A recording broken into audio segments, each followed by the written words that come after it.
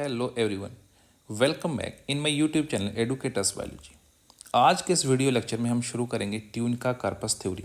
और tunica corpus theory के जितने भी इससे क्वेश्चंस होंगे उसको हम करेंगे यूँ चुटकी में सॉल्व। तो आप बने रहिए इस वीडियो में और आप देखते ही देखते सारी चीज़ों को बहुत आसानी से समझने वाले हैं। तो ट्यूनिका कार्पस थ्योरी जो है, इस ट्यूनिका कार्पस थ्योरी को देने वाले जो साइंटिस्ट थे उनका नाम था श्मिट। इन 1924 में ये थ्योरी दी गई थी। जैसा हम लोगों ने हिस्टोजन थ्योरी में पढ़ा था, वो थी जो थ्योरी होती थी वो मोस्ट वैलिड थ्योरी होती थी रूट एपेक्स के लिए, लेकिन ये होती है सूट एपेक्स के लिए। ट्यूनिका कार्पस थ्योरी जो ये मोस्ट वैलिड किसके लिए है?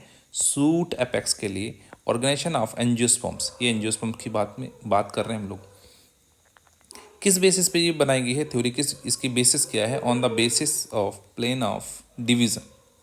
तो it is the based on planes of division के बेस पे बात करते हैं। दो जोन ये इसके बने इस थ्योरी के अकॉर्डिंग। यहाँ पे दो जोन पाए जाते हैं किसी भी सूट एपेक्स में, एक ट्यूनिका एक कार्पस।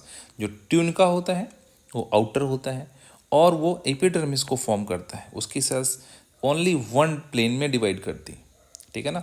तो ट्यूनिका आउटर होगा यानी पेरिफेरल लेयर होगी। इसकी सेल्स जो डिवाइड करेंगी सिंगल प्लेन में करेंगी, क्या बनाएंगी? एपिडर्मिस बनाएंगी। जो कार्पस होता है, कार्पस की जो सेल्स होती हैं वो ट्यूनिका के जस्ट बिलो पाई जाती हैं, प्रेजेंट बिलो द ट्यूनिका। तो जो कार्पस की जो सेल्स होती हैं वो ऑल डायरेक्शन में डिवाइड करती हैं। चूंकि ऑल डायरेक्शन में डिवाइड करती हैं इस वजह से इनका वॉल्यूम बड़ा होगा उनकी उन सेल्स से। तो ट्यूनिका की सेल्स छोटी होंगी, कार्पस बड़ी होंगी, ठीक है ना।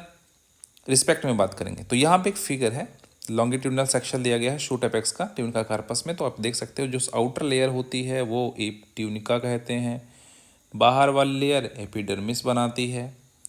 कार्पस एक जो कि इनर होती है ट्यूनिका से क्या बनाती है?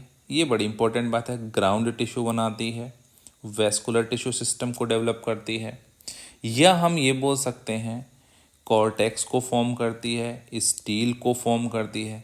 स्टील बोले तो एंडोडर्मिस पेरिसाइकिल वेस्कुलर बंडल पित्त। फिर से देख लें, स्टील बोले तो क्या क्या? Endodermis pericycle vascular bundle and पित्त। क्या होता है ग्राउंड टिश्यू सिस्टम? सीपीपी होता है। क्या होता है सीपीपी? बोले तो कॉर्टेक्स पेरिसाइकिल पित्त। ये तीन चीज़ें होती। तो इस तरह से ट्यूनिका कार्पस से जो आपका फियर था वो लगभग ख़त्म हो गया होगा। एक बार और रिवाइज कर लें और क्वेश्चंस को आप सॉल्व कर लें।